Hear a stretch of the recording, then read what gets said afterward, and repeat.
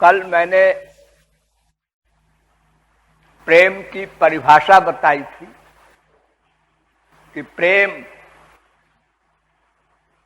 कामना रहित होता है, अपनी इच्छाओं को छोड़कर अपने प्रियतम की इच्छा में इच्छा रखकर उनको सुख देने के एम से प्रेम होता है।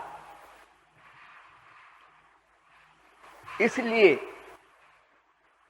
जब तक जीव में माया का आधिपत्य है तब तक कोई भी जीव प्रेम नहीं प्राप्त कर सकता, और जब प्रेम नहीं प्राप्त कर सकता तो किसी को प्रेम दे कैसे सकेगा। तो संसार में चाहे मनुष्य हो चाहे देवता लोग हो, कोई भी किसी के सुख के लिए कुछ नहीं कर सकता। सब अपने सुख के लिए कोई भी कर्म करते हैं, किसी से भी प्रेम करते हैं। उस प्रेम को आसक्ति कहते हैं, वो प्रेम नहीं। कामेर तात्पर्य निजेंद्रिय सुख हेतु कामेर तात्पर्य, और कृष्ण सुख तात्पर्य प्रेम तो प्रबल। निजेंद्रिय सुख वांछा नहे गोपिकार, कृष्ण सुख हेतु करे संगम विहार। अपने सुख के लिए प्रेम प्रेम नहीं है, धोखा है। ये दिव्य वस्तु है प्रेम, माइक वस्तु नहीं है। इसलिए मन माइक होने के कारण उस दिव्य प्रेम को ग्रहण नहीं कर सकता। पहले मन दिव्य बनेगा तब दिव्य प्रेम उसमें ठहरेगा। इसलिए कोई गुरु या भगवान बिना मन दिव्य बनाए प्रेम दान नहीं कर सकता। अरे भगवान तो सबके हृदय में बैठे ही रहते हैं सदा, लेकिन वो प्रेम नहीं दे सके क्योंकि आपका बर्तन गलत है। वो सत्वगुण रजोगुण तमोगुण का बर्तन है, शुद्ध नहीं है। तो शुद्ध करने के लिए जिसके पास प्रेम हो उससे प्रेम करना होगा, मन का अटैचमेंट करना होगा। वो है हरि और हरिजन, संत महात्मा गुरु। इनमें जब मन का अटैचमेंट होगा तो मन शुद्ध हो जाएगा। जैसे गंगा जी में कोई नदी मिलती है तो गंगा जी बन जाती है। आग में कोई गंदी चीज पड़ती है तो आग बन जाती है। ऐसे ही हमारा मन जब शुद्ध पर्सनैलिटी से प्यार करेगा तो शुद्ध हो जाएगा। तो वो प्रेम भगवान की एक शक्ति का नाम है जो गुरु के द्वारा मिलती है, बशर्ते कि वो साधक सर्वस्व अर्पित करके मन को शुद्ध कर ले, पात्र बना ले।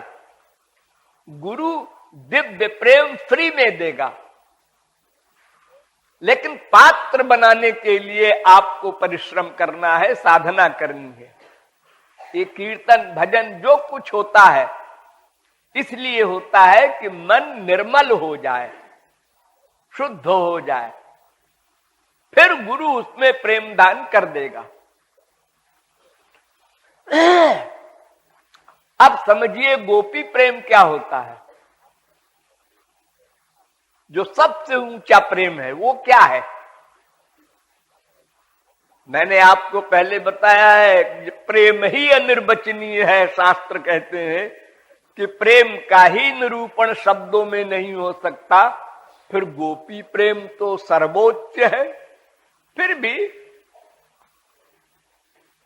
मोटी मोटी बात समझ लीजिए, वास्तव में भगवान से प्रेम करने में जीव को भय लगता है, डर लगता है। जैसे एक भिखारिन के लड़की को राजकुमार से प्रेम करने में डर लगता है, अरे कहां ये राजकुमार, कहां हम भिखारिन के पुत्र, भिखारिन की पुत्री। तो ये तो मामूली बात है, दोनों मनुष्य हैं, दोनों मायाबद्ध हैं, किंतु जीव चित कण है और भगवान विभू चित है, यानी सूर्य और सूर्य की एक किरण, इतना बड़ा अंतर है। तो भगवान से प्यार करने के पहले हमको सोचना पड़ेगा कि भगवान हमसे प्यार करेंगे क्या, फिर वो दिखाई भी नहीं पड़ते। अरे पत्थर के भगवान तमाम मंदिरों में है, ठीक है, मान लिया, लेकिन वास्तविक भगवान रामकृष्ण को कोई कहीं देखता है, वहां बैठे हैं, उसके मकान में रहते हैं, चलो मिल ले। शास्त्रों में सुनते हैं, सर्वव्यापक हैं, हृदय में भी बैठे हैं, लेकिन वो सब निराकार बातें। जो मान ले उसके लिए सही है, जो नहीं माने नास्तिक है, वो कह देगा सब बकवास। क्या प्रमाण देंगे आप कि भगवान सर्वव्यापक है? प्रत्यक्ष प्रमाण तो है ही नहीं, केवल शब्द प्रमाण है। वेद शास्त्र कहते हैं, हम नहीं मानते आपके वेद शास्त्र को, बात खत्म। तो भगवान से प्यार होना इन दो कारणों से असंभव है। एक तो वो सर्वशक्तिमान, सर्वद्रष्टा, सर्वनियंता, सर्वसाक्षित, सर्वेश्वर, सर्वसुहृद, और हम अशक्त, अल्पशक्तिमान, अज्ञ, अणु। और दूसरा रीजन ये कि वो प्राप्त नहीं है। हम तो प्रत्यक्ष वस्तु से प्यार करने के अभ्यासी हैं। हम मां से क्यों प्यार करते हैं?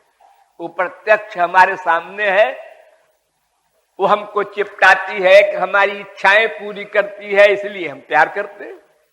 बाप से क्यों करते हैं, भाई से क्यों करते हैं, बीवी से क्यों करते हैं?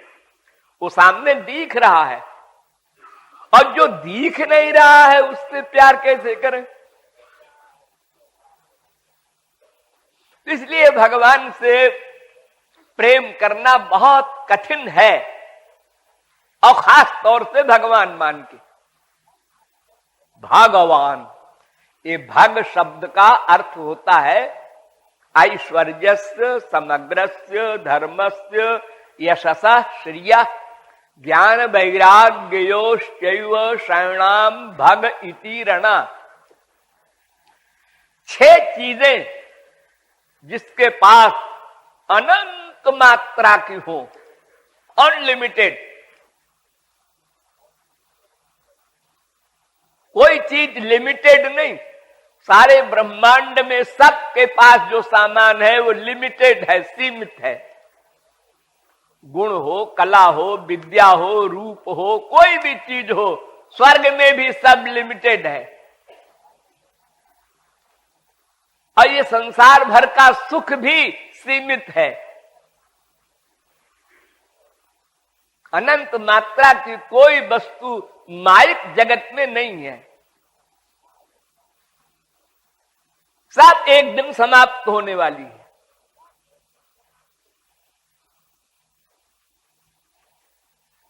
तो ऐसी कोई वस्तु जो नित्य हो, वो हमको अपनानी होगी।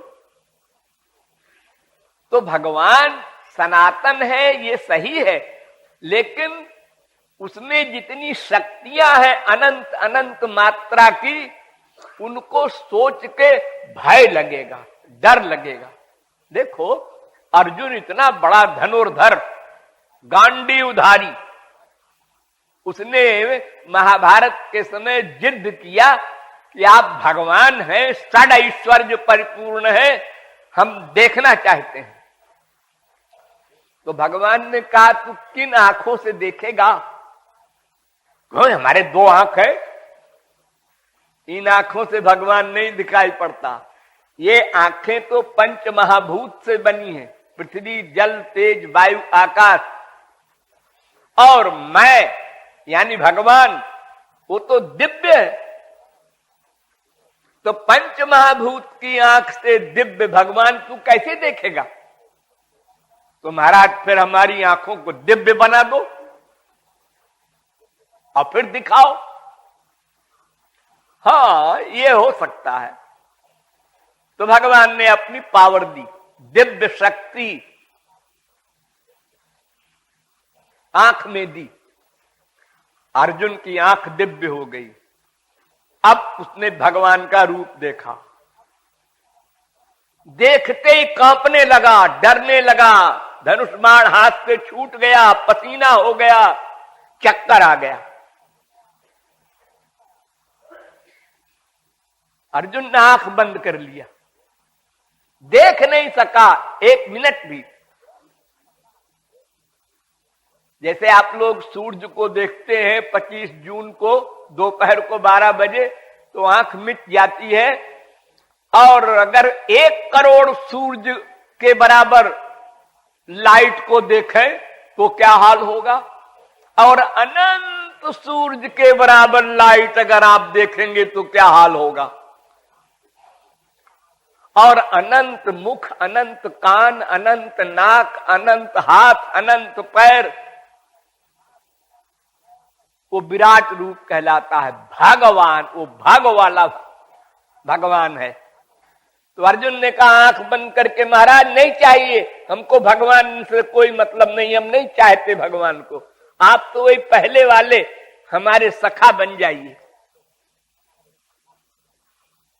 श्री कृष्ण का सखा था अर्जुन बचपन से, और सखा भाव से ही प्यार करता था। तो भगवान से प्यार करे कोई जीव, उसकी हिम्मत नहीं पड़ेगी। अरे देखो, भगवान का ही एक अंश स्वरूप है नृसिंह भगवान। नरसिंह भगवान का नाम सुना होगा आप लोगों ने। ये होली आ रही है, उस समय अवतार हुआ था उनका। तो जब हिरण्यकशिपु को मार दिया भगवान ने,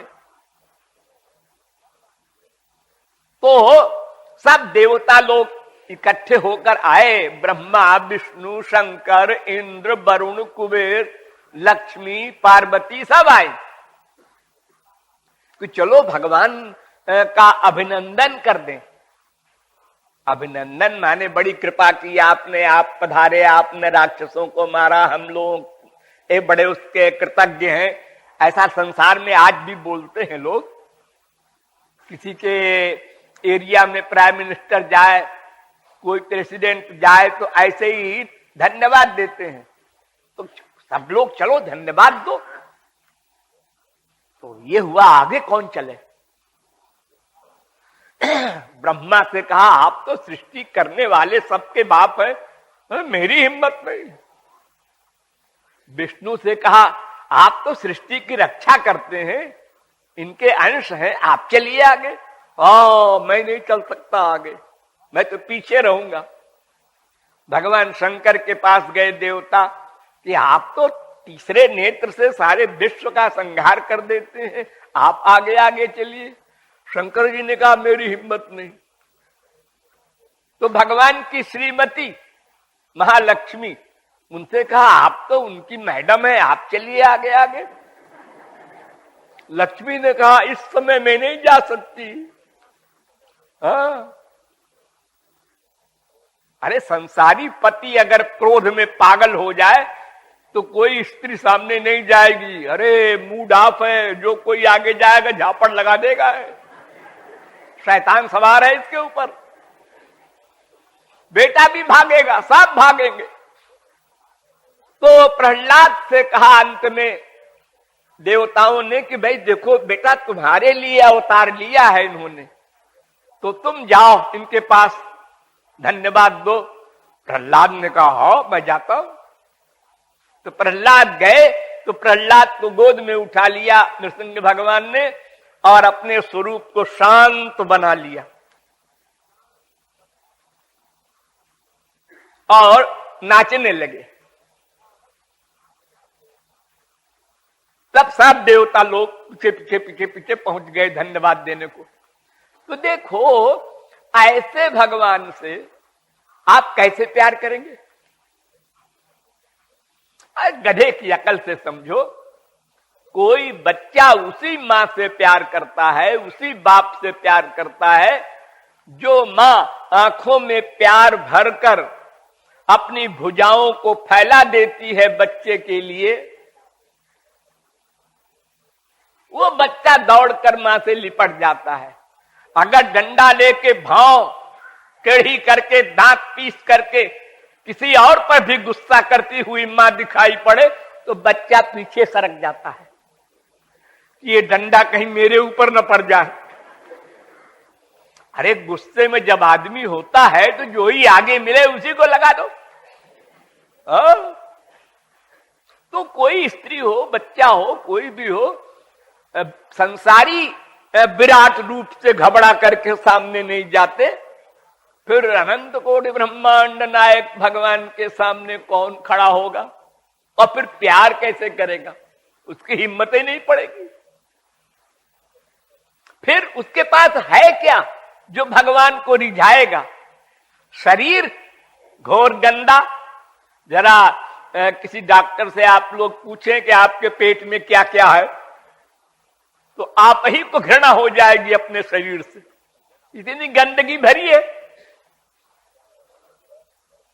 सारे रोम रोम से पसीना निकलता है, गंदा बदबूदार। हर समय आप जो श्वास बाहर फेंकते हैं वो पॉइजनस होती है, बदबूदार होती है। ये तो शरीर है संसार वालों का। और मन और गंदा, काम क्रोध लोभ मोह सब भरा हुआ है 420। ये सब हम भगवान को देंगे वो ले लेंगे। अरे ऐसा कहीं होता है संसार में? अरे बराबरी में प्रेम होता है।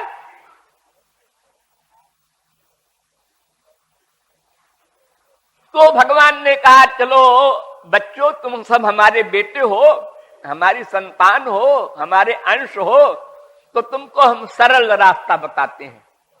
4 भाव में से मुझसे प्यार कर लो।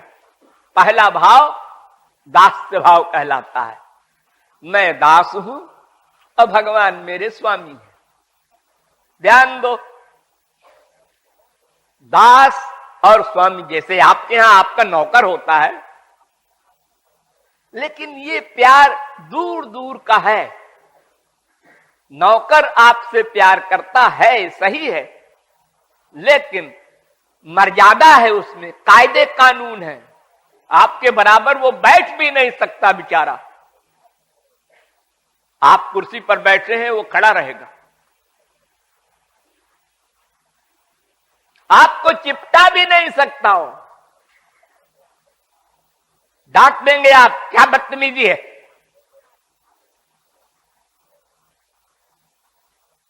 लेकिन प्यार होता है वहां भी।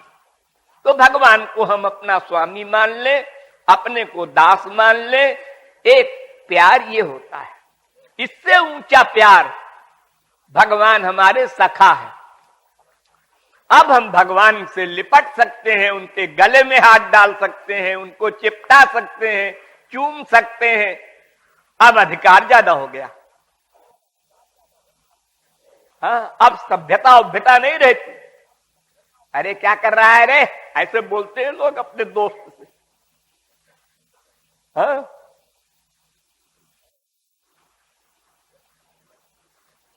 लेकिन वहां भी अभी मर्यादा है। इससे ऊंचा प्रेम, भगवान हमारे बेटे हैं, हम उनकी मां है, बाप है। अब और नजदीक हो गया हो। अब अपना जूठन मां खिला रही है बेटे के मुंह में। ये बढ़िया अमरूद है, ले खा ले बेटा, मीठा है।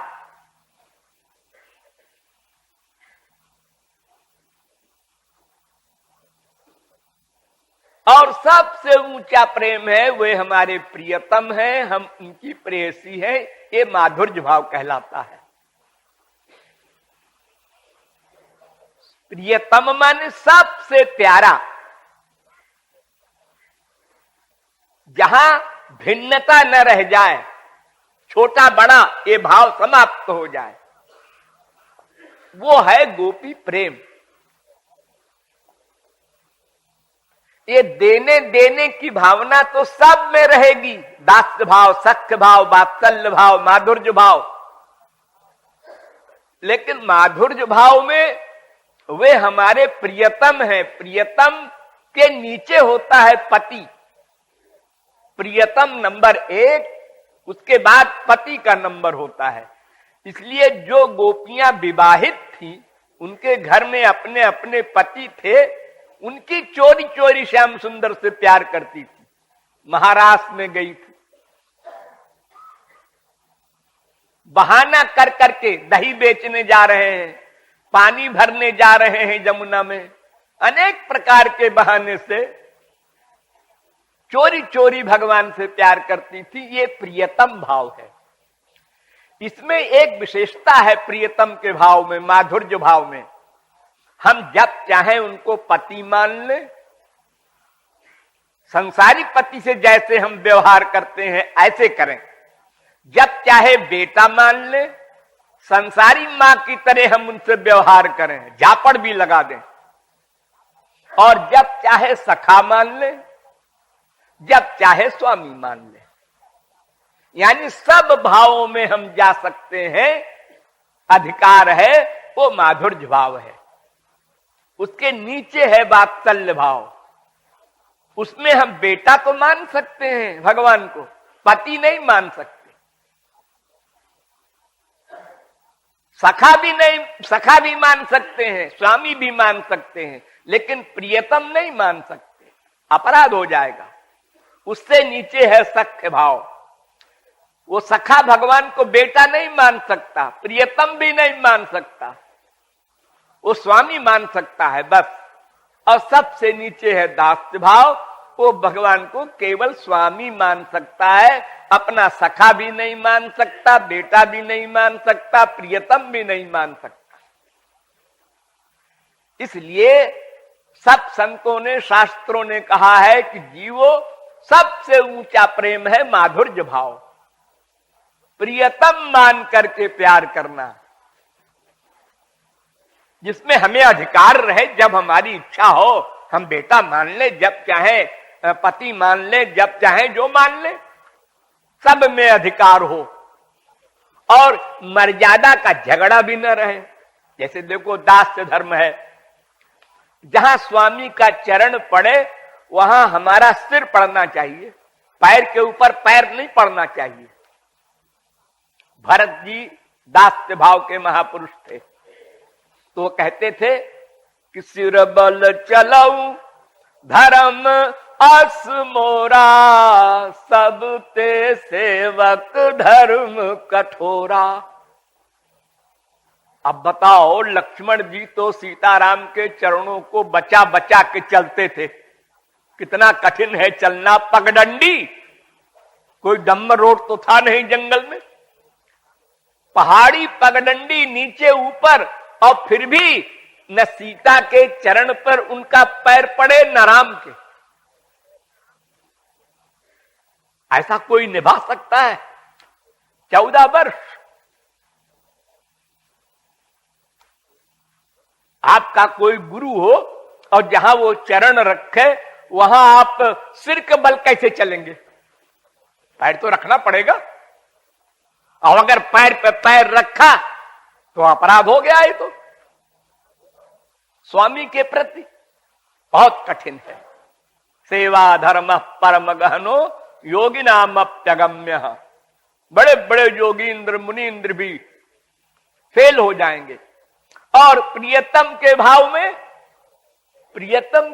में इतना अधिकार है कि एक बार श्री कृष्ण ने द्वारिका में एक्टिंग किया कि मुझे बहुत दर्द हो रहा है, शरीर जला जा रहा है, मैं अब नहीं बचूंगा, मर जाऊंगा। अब 16,108 बीबियां सब घबरा गई कि अचानक क्या हो गया।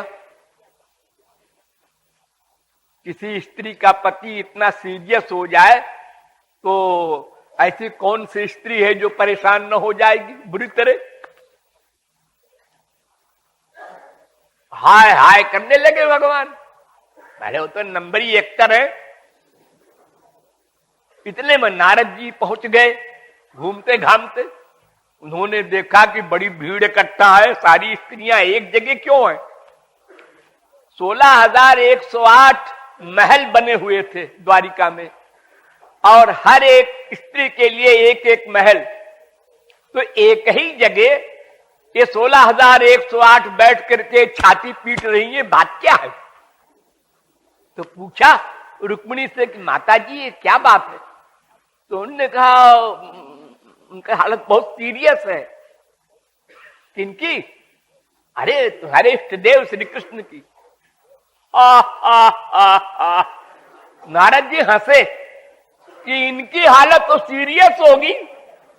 अरे तुम लोग नहीं जानते ये कौन है। इनकी हालत में कौन गड़बड़ करने वाला है। क्या बदतमीजी कर रहे हो नारद, देखो जाके। देखा सबने। नारद जी ने कहा वाह वाह वाह वाह महाराज धन्य है। क्या कष्ट है आपको श्रीमान जी।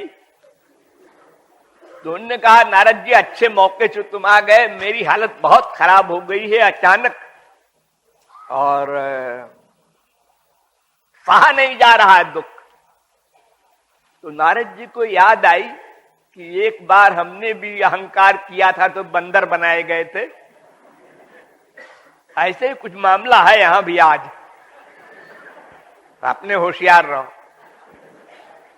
उन्होंने कहा कि महाराज इस रोग की दवाई भी बता दीजिए आप, क्या इलाज है इसका। भगवान ने कहा अगर कोई संत कोई महापुरुष अपने चरण की धूली दे दे तो मैं अच्छा हो जाऊं। तो नारद जी ने पहले आंख बंद किया कि मैं भी तो संत हूं, लेकिन मैं इनके झगड़े में नहीं पड़ता। पता नहीं क्या मतलब है इनका। ये जितनी माताएं बैठी हैं रुक्मिणी वगैरह सत्यभामा वगैरह, ये इनकी श्रीमती है, ये तो संतों की दादी है, इनसे मांग लेते हैं। तो उन्होंने कहा सब स्त्रियों से कि माताओं अपनी चरण धूली दे दो, जरा सी घरे में तो दवा है। तो सब ने कहा नारद जी कुछ गड़बड़ है क्या। कोई स्त्री अपनी पति को चरण धूल देगी शास्त्र के अनुसार, बदनाम हो जाएगी, नरक मिलेगा। हम सब पतिव्रता है। ये गोपियां तो है नहीं चोरी चोरी प्यार करने वाली, ये तो विवाहिता है सब। तो नारद जी ने कहा ठीक है भाई मत दो।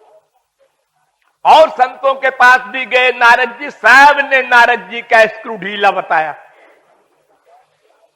तो लौट के आए भगवान के पास और कहा महाराज ये भी बता दो वो महात्मा है कहां जो चरण धूल दे देगा आपको। उन्होंने कहा ब्रज में हजारों लाखों करोड़ों हैं, चल जाओ। अब उन सब संतों की जगत गुरु है किशोरी जी, उनके पास चले जाना और ढेर है वहां महापुरुषों का। ठीक है गए, नारद जी भेष बदल के गए, एक बूढ़े बनकर लठिया लेके। उनको देखते ही गोपियों ने कहा अरे नारद जी ये तुम बूढ़े कैसे हो गए। उन्होंने कहा अरे तो कोई जादू की नगरी है क्या, सबने जान लिया मैं कौन हूं। तो अपने रूप में आ गए। उन्होंने कहा माताओं ऐसा ऐसा हाल है श्री कृष्ण का द्वारिका में, तो चरण धूल मिल जाए तो ठीक हो जाए।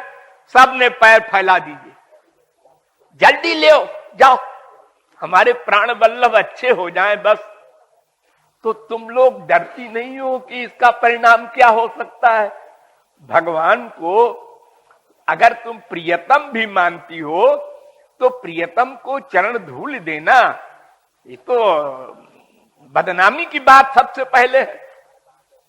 और फिर नरक मिले तो गोपियों ने कहा देखो नारद जी, ये बहस का समय नहीं है इस समय, जल्दी से जाके उनको ठीक करो, अच्छा करो। वो मुस्कुराने लगे। नरक फरक तो हम लोग अनंत जन्म पहले भोग चुके हैं और भोग लेंगे, उससे क्या डरा। उनको सुख मिले, बदनामी, अरे बदनामी कि कौन बदनाम नहीं है विश्व में। भगवान तक को नहीं छोड़ते लोग। मर्यादा पुरुषोत्तम बनकर राम आए बड़े कायदे कानून से, और उनको भी एक धोबी ने कह दिया कि रावण के यहां सीता इतने दिन पड़ी रही, उसका कैरेक्टर अच्छा होगा भला। और कृष्णावतार में तो गली गली में बदनाम थे, श्री कृष्ण लफंगे हैं, लड़कियों के पीछे भागते रहते हैं। सब जानते बोलते थे। तो बदनाम हो जाएंगे तो उससे क्या बड़ा फर्क पड़ना है। देखो संसार में दो प्रकार के लोग हैं, एक अच्छे एक बुरे। तो बुरे लोग अच्छे को बदनाम करते हैं, अच्छे लोग बुरे को बदनाम करते हैं। बड़ा पैसा है, बीबी है, बच्चे हैं, सब कुछ है, शराब नहीं पीता। तो चार शराबी बैठ के कहते हैं देखो देखो देखो, मर्सरी में जा रहा है और इतनी बड़ी कोठी हवेली है, लेकिन ये इसका मजा नहीं जानता। अभागा है, अभागा। उसको अभागा मान रहे हैं चारों शराबी बैठ के, बुराई कर रहे हैं। तो बुराई तो सबकी होगी, अच्छा काम करोगे तो बुरे लोग बुराई करेंगे, बुरा काम करोगे तो अच्छे लोग बुराई करेंगे। एक पार्टी तो खिलाफ रहेगी ही, कोई बच नहीं सकता विश्व में।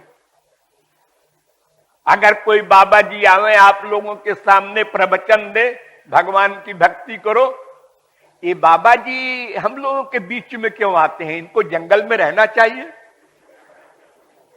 जब संसार छोड़ के बाबा जी बने हैं तो हम लोगों के यहां क्यों आते हैं। अच्छा हम जंगल चले गए, ये स्वार्थी है, इनको तो भगवान मिल गया है, वहां क्या कर रहे हैं, हम लोगों को बतावे रास्ता। एक बार भगवान शंकर ने पार्वती से कहा आओ तुमको बतावें ये दुनिया कैसी है। आइए आए हम, चलिए पार्वती।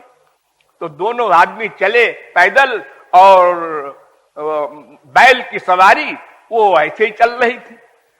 तो संसार वालों ने, हम लोगों ने देखा, उन्होंने कहा देखो बेवकूफों को, सवारी तो ऐसे ही जा रही है, दोनों पैदल जा रहे हैं उसके पीछे पीछे। तो उन्होंने कहा सुना, ने कहा ठीक तो कहते हैं, ठीक कहते हैं, आओ तुम भी हम भी दोनों बैठ लेते हैं सवारी पर।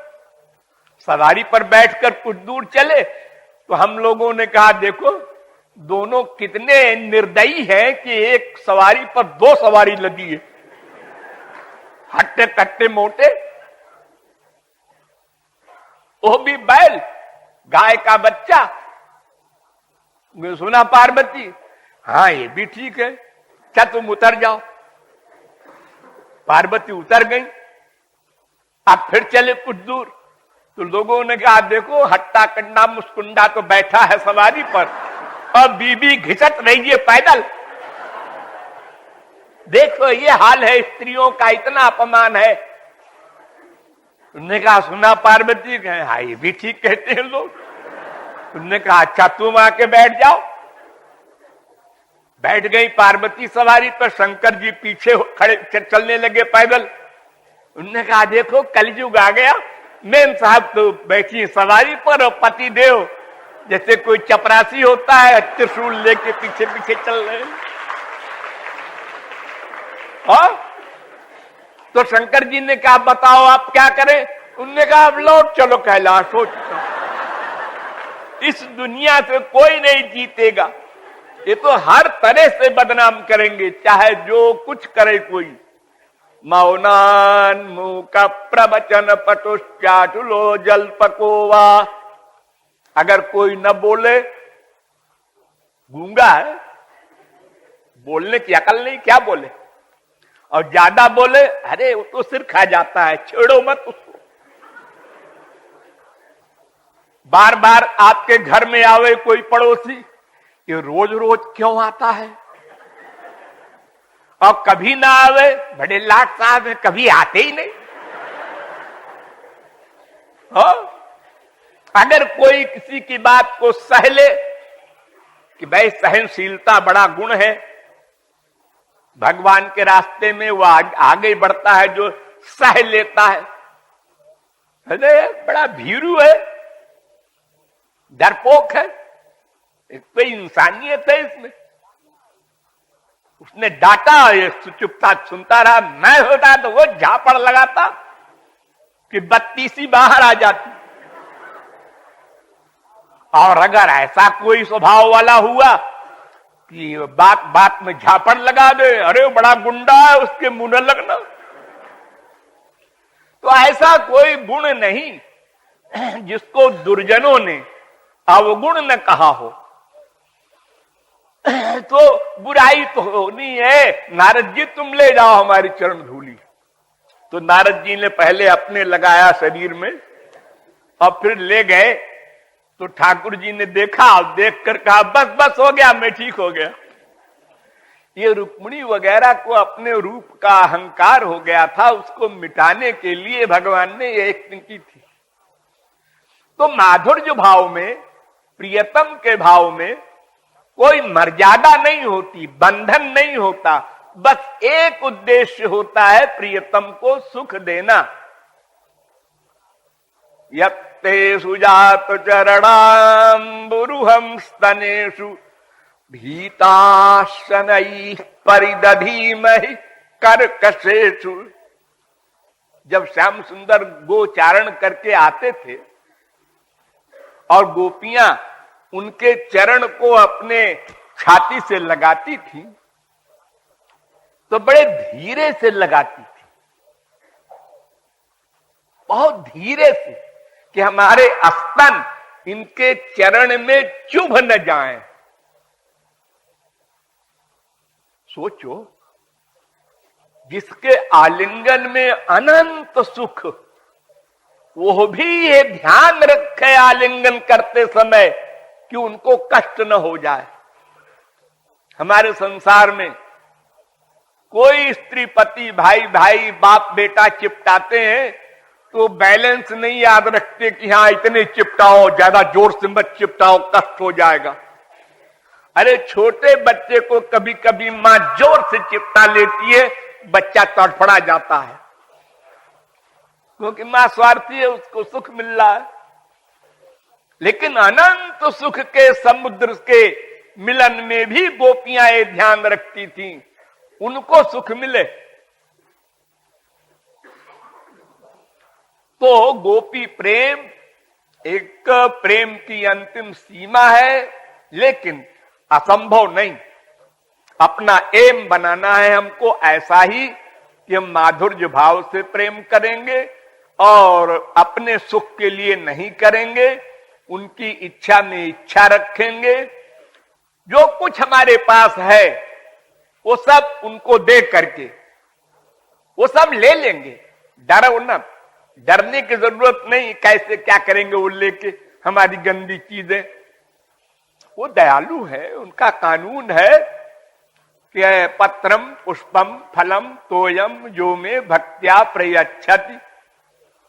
अरे तुम एक पत्ता दे दो, एक फूल दे दो, खाली पानी दे दो, मैं सब ले लूंगा। प्रेम से दो। और अगर प्रेम से नहीं दोगे तो अनंत कोटि अमृत भी हमारे लिए विष है। मैं उसकी तरफ निगाह उठाकर नहीं देखता। भगवान कहते हैं जितना प्यार तुम्हारा होगा, जिस भाव से होगा, मैं भी उसी भाव से उतना ही प्यार करूंगा। ये यथा माम प्रपद्यन्ते तांस तथैव भजाम्यहम्। तम यथा यथोपासते तथैव भवत।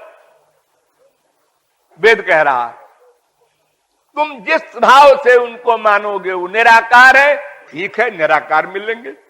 वो साकार है, वैसे मिलेंगे। जिस रूप से, जिस भाव से तुम्हारा मन प्यार करेगा, उसी रूप में भगवान तुमसे प्यार करेंगे। ये नहीं सोचेंगे कि तुम गंदे हो, कि छोटे हो, कि कुरूप हो, कि अपड़ गंवार हो।